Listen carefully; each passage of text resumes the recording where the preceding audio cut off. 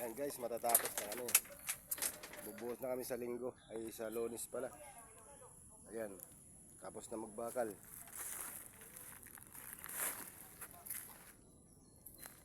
Naglagay na ako ng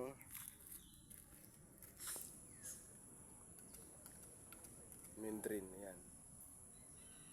Ganito lang ang paggawa ng swimming pool guys. Ayan. Paikot na yan. Baka sa Lunes makabuhos na kami. Kabuhos na kami ng flooring sa Lunes ng umaga. Ayan. Kita nyo yan guys. Ayan. Mamaya maglalagay ako ng mga tubo abang sa tubig, para sa tubig. Slab yan guys.